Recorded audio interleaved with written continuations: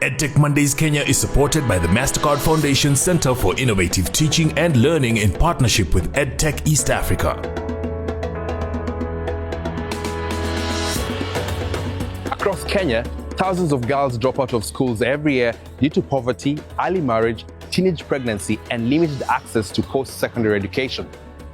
For many of these girls, especially those from marginalized coastal and informal urban communities, the transition from school to meaningful employment remains out of reach.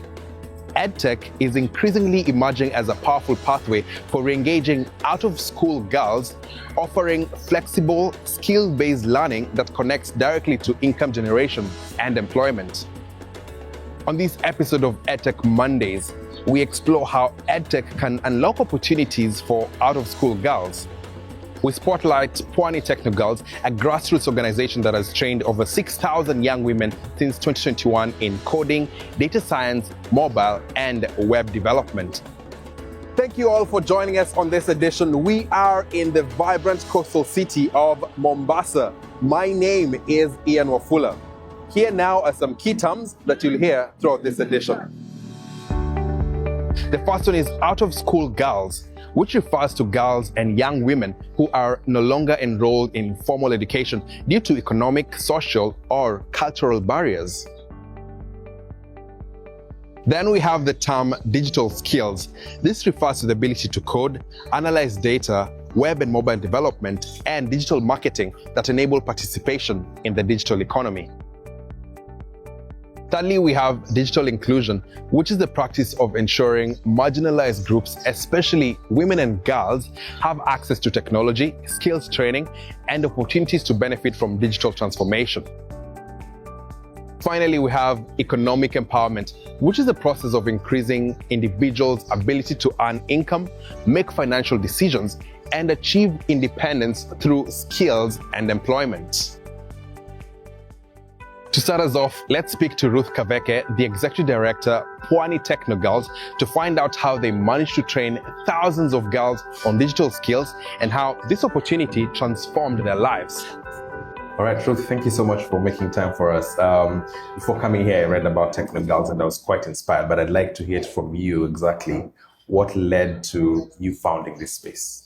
Yeah, so Pwani Teknowgalz was started out of passion to see more girls and young women venture in technology, because when my co-founders and I were in uni, we saw this gap whereby in a class of 60, only 6 of us were girls. And as we were moving forward, you find that especially on coding software part, most ladies were not interested. And also even for me, having a passion and a background in, especially in computers when I was in high school at Asumbi Girls, I also saw that we really need to do something so that more girls, especially young girls from high school, can be able to see women in tech role models, because it's easy to be something that you can see. So we really wanted to create more opportunities for more girls, more young women to see tech as a career, succeed, and also venture in tech. Yeah, and we'll come back to the results of that. But a majority of the girls that you're dealing with are out-of-school girls. Mm-hmm. Why that group specifically? Oh, great. Yeah, so we deal with out-of-school girls because the goal of Pwani Teknowgalz is to equip girls from humble family, marginalized communities with tech skills so that they can be able to empower themselves. So you find that at that category where they're out of school, you find that most of them, their parents cannot afford to take them to college. And with tech skills, they can really be able to succeed, provided they have the passion, the curiosity, and they have the right mentors and the spaces to thrive. So we see it's an opportunity for us really to make an impact in their life, and also even for themselves to be able to financially become stable and also support themselves and their family using tech. When you started, what was the initial kind of not backlash or pushback that you faced? A turning point for me was when I went to my internship, because it was during my 3rd year, and because I really loved tech and I spent most of my time coding, exploring web technologies, and I found a passion in web development. So when I went to an internship company based in Mombasa, some of my schoolmates had already gone there. So, and they were gentlemen. And you know, like tech is male dominated. So when I went there, I did my research. I knew the platform they use. So I developed like a similar website across using 3 platforms that the company was using. So during my first day, my supervisor was like, wow, Ruth, are you sure you're the one who did this, or it was your friends? I like, he didn't believe that girls could be able to do it. So I was really shocked. Like, why did he have to say that my friends did it? So I was just very calm, and I just told him, it's me. During this time, since you're my supervisor, you'll be able to notice. And so I really had to work very hard because I had to prove myself. That attitude that you got from your teacher or supervisor at the time, do you think that's the same kind of attitude that out of school girls are still facing, and why is that the case? Yeah, because I feel like culturally, like girls or young women are not expected to be tech savvy. So the fact that even this is also a skill we really equip our girls with, and one of the areas we really focus is on practical skills. So for me, like, since I was very good at my stuff, I already had product solution already built. So I could let my work speak for itself. So one of the areas as well is some of the girls that we train, we really ensure they have product solutions that they can be able to show. They can't, because it's already like difficult. And just to help navigate that, we always have those solutions. And of course, a big part of your program is to also try and use technology to uplift some of these girls when it comes to their future and opportunities. How crucial has technology played when it comes to that? Yeah, so technology has been very crucial in terms of the skills the girls get and also the solutions they build, because some of these solutions are already on Play Store, and even one thing that I can say that there was a time we partnered with UNESCO. They really wanted us to develop, our girls actually developed a mobile application to combat violence during the last post-election violence. So you find that this was an opportunity where the girls continue to use technology, and also like some of our girls get employed because they have the tech skills, they have the technology skills. So as we finish, looking ahead, what is your long-term vision for Pwani Teknowgalz? What are we looking at in the coming years? Yeah, that's really a good question. So one of the long-term goals for Pwani Teknowgalz is to be able to scale, and scaling in terms of, we always have many girls apply in our program, because like I can remember in 2021 during COVID, because most of the girls and young women know us, we wanted to train 180, but we got 20,000 applications. So even we always want to scale down the number. So one of the goals is to be able to have a bigger space so that we can train more girls and also even provide more girls opportunities. Yeah, and we really want to scale at the coastal region, and then maybe later in other regions where we've been doing other programs. But the biggest goal for us is to be able to scale and impact more girls at the coastal region. Thank you, Ruth. That is quite inspiring in terms of what you're doing here. Thank you. And it's quite evident that Teknowgalz is transforming the lives of out-of-school girls. Well, time now to speak to Anthony Wugoma, the program manager, who doubles up as a trainer, to hear about his teaching experience.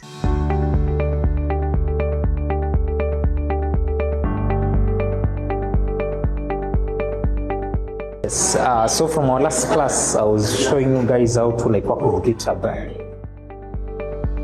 All right, thank you, Anthony, for making time for us and letting us interrupt your class today. Could you tell us what the training model looks like? So for this program, there are several modules that we do. For example, we do website development, that we do digital marketing, and a bit of 3D printing. Yes. What does a day in class look like? Say like today, what are you supposed to be teaching? Today, what I'm supposed to be taking them through is working on GitHub. So GitHub is like a collaborative tool that allows developers to work together on a project from different parts of the world, and also a good tool for versioning. Yeah, so today I'm teaching them how to explore that platform and collaborate with each other. And of course, some of the girls that you've also targeted include out-of-school girls who might not have had previous training. How does this transition happen for them, and what are some of the challenges they face at the beginning? So one of the biggest challenges we normally face at the beginning is from them. They feel like maybe they're not knowledgeable enough for this. They cannot like fit for this program. Yeah, so we tell them they should like feel free. We also like before we start, we normally give an overview what Pwani Teknowgalz does, the overview, the positive stories, the impact stories, so that they can see like people like them who were here before the program began were able to like transition from someone who's still a beginner to someone who's an expert has like done great out here, depending on the tech stack that they chose to like advance with. And sometimes for you as a trainer, do you find it difficult to kind of balance between those who've had preschool experience and those who are out of school?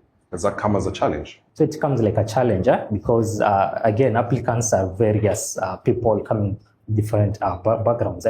So what we do, I normally like notice this like on the first days. I know who will need more attention, especially for those ones who have no preschool, and who will like need less of attention.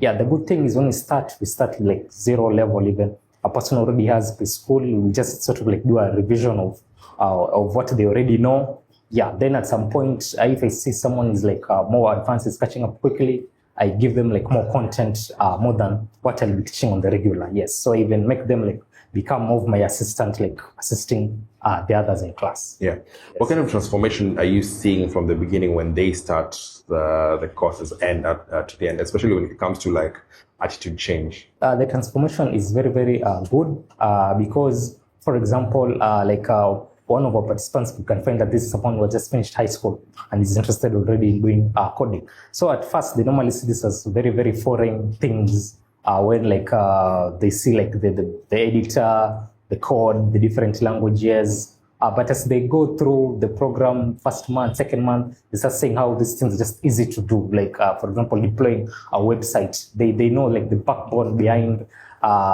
these websites that they use, the services that they use, which are on an app platform or a web platform. Yeah, so the transition is very, very amazing because you find that after 3 months, someone is able to like build an app for themselves. They're able to like build a website. Yeah, so they always feel like very, very excited and like really, really happy.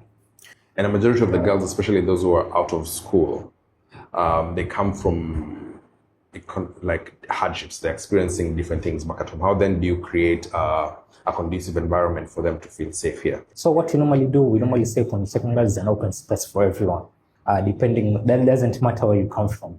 Yeah, so we normally have that culture before even we start the program like officially. During the orientation day, we tell them that we know you people, and we also actually encourage them to tell us more about themselves and their backgrounds. So that if, for example, someone is trying, maybe struggling in one way or another, we find a way how we can like accommodate them. Yeah, for example, one big challenge is normally like financial constraints.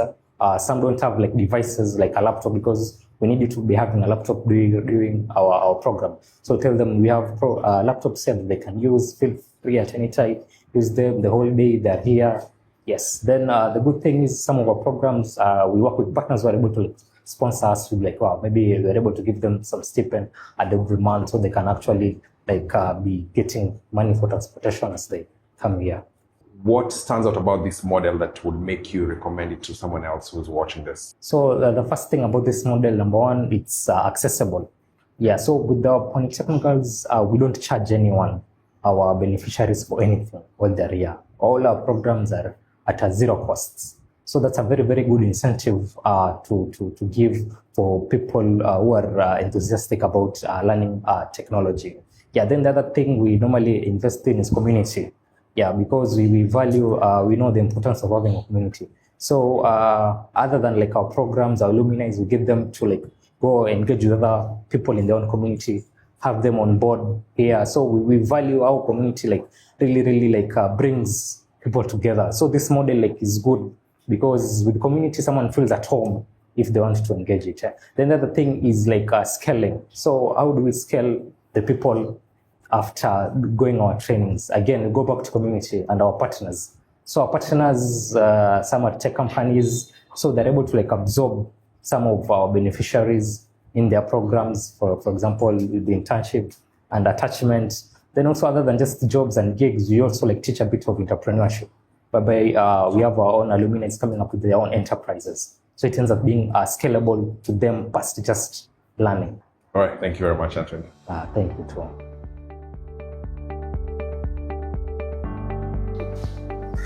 Just like every other edition, we cannot go without hearing from the learners and beneficiaries of programs such as Teknogals that we feature here on the program. So let's speak to Sandra Nzao, who is a current learner, alongside Crystal Riziki, an alumnus of the program, who also became a trainer as well.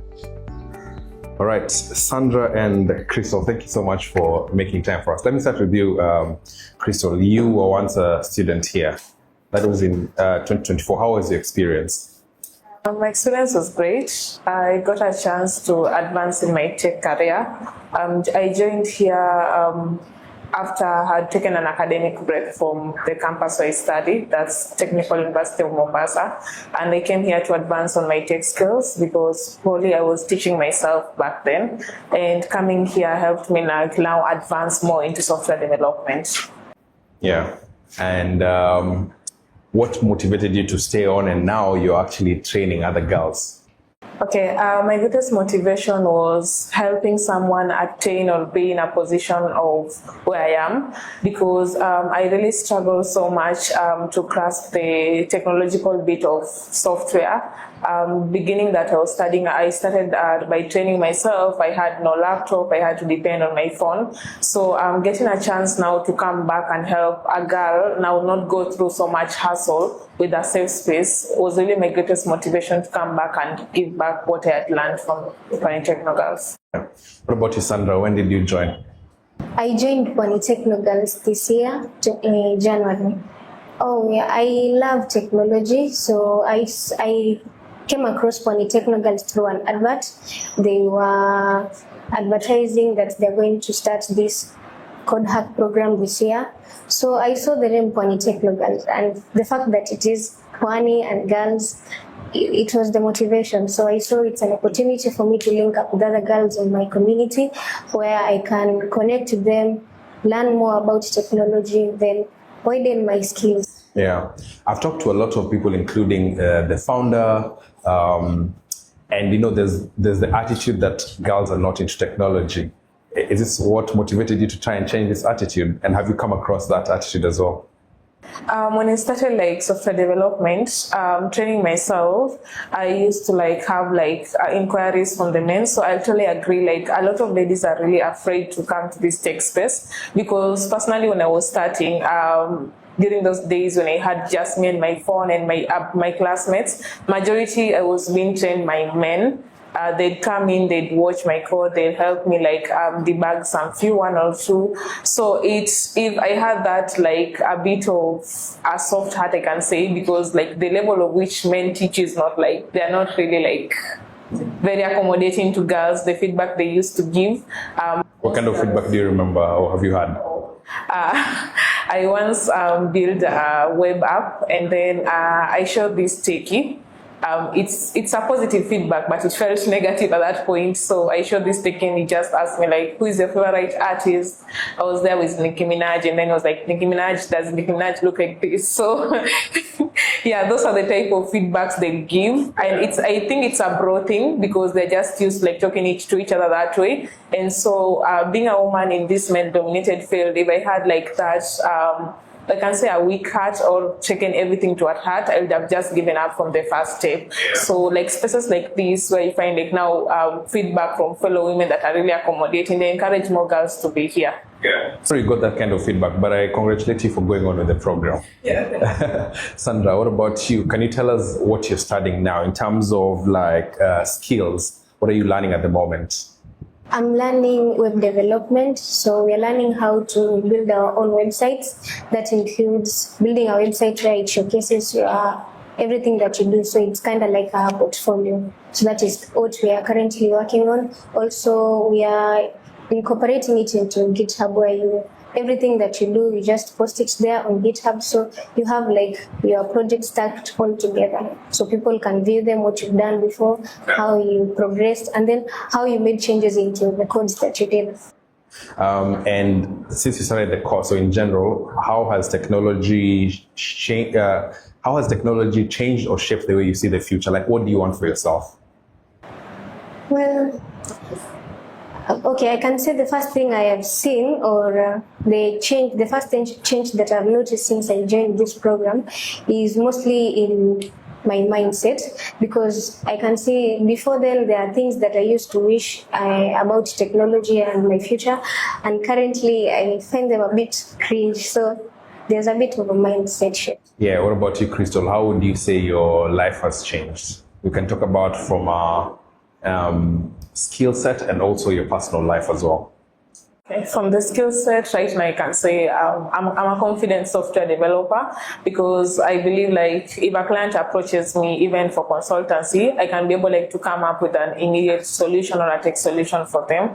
Now for my mindset and for the professional setup for me, it has boosted my confidence. The first Crystal who stepped in Pwani Teknowgalz not even like sit in an interview panel like this and talk about tech, had no knowledge, was a bit shy, but now with knowledge and everything and stepping now into the field of employment, it has really changed my mindset and whatsoever I feel about technology. Yeah, and being that you're once a student here, whenever you're in the class training other girls, how does that make you feel?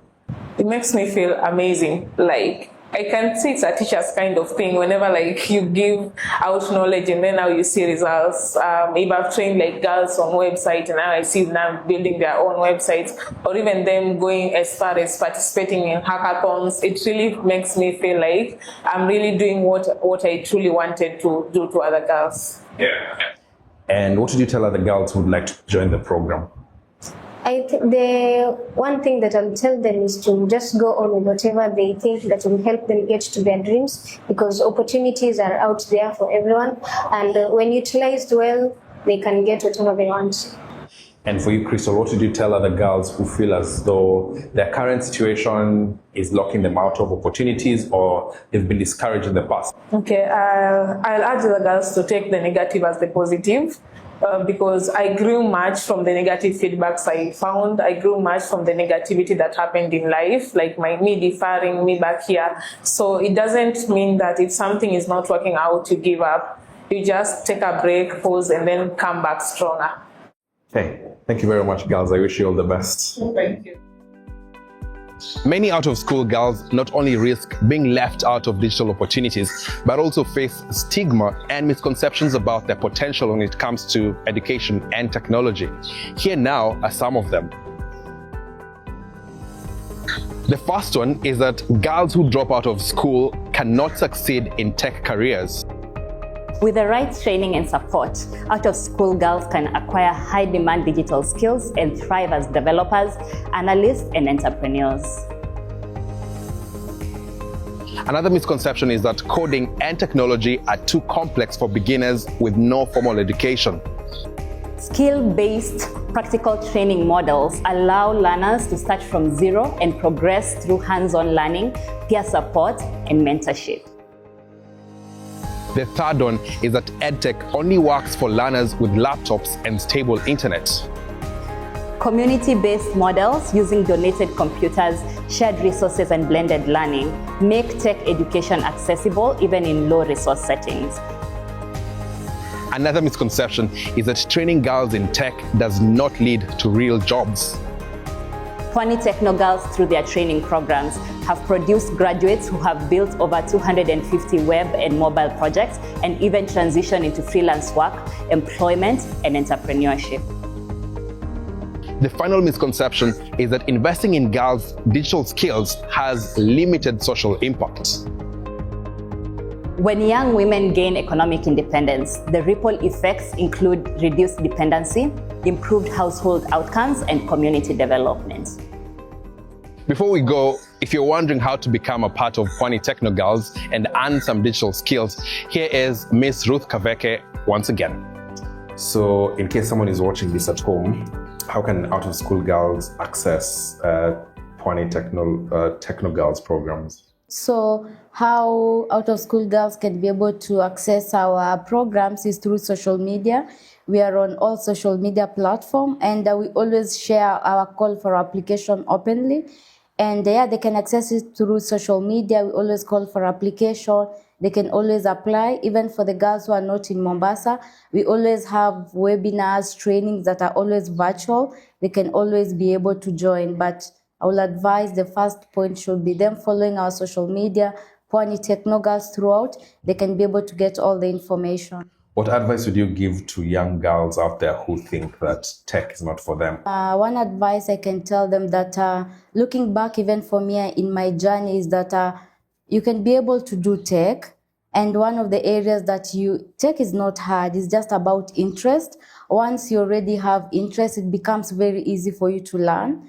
Yeah, sometimes tech can have like a longer learning journey, but if you really have the interest, things really work out because you have to debug, you have to spend more hours in looking at your solution, your code. So having that passion, it's really key for you to succeed in tech, and also leveraging on other women in tech who are already there. They can be able to mentor you. We have more women in tech coming out to mentor other young women in tech. Yeah, so I can advise this passion and also reach out for women in tech mentors who can support you, connect you to opportunities. Yeah. And as we finish, you said that a lot of what you're hoping to do in the coming years is to scale up. Mm-hmm. So how can partners or potential funders or even volunteers support your initiatives? Great. So for volunteers, we always have like an application for them to apply, and our volunteer is very flexible. 1 hour per month, 2 hours per month. And also for donors, we always have info at Pwani Teknowgalz. You can always reach out to us. Yeah, so all the information that how you can be able to support us in terms of donating equipment to the space, the girls to use, you can always find this information on our website. You can be able to reach out to us. You can be able to respond back. That's it for this edition of EdtechMondays Kenya. Remember to follow us on social media using the hashtag EdtechMondays Kenya to share your thoughts, and let's keep the conversation going. Special thanks to our sign language interpreter, Miss Rose Omolo. My name is Ian Ofula. Until next time, goodbye. EdtechMondays Kenya is supported by the MasterCard Foundation Center for Innovative Teaching and Learning in partnership with EdTech East Africa.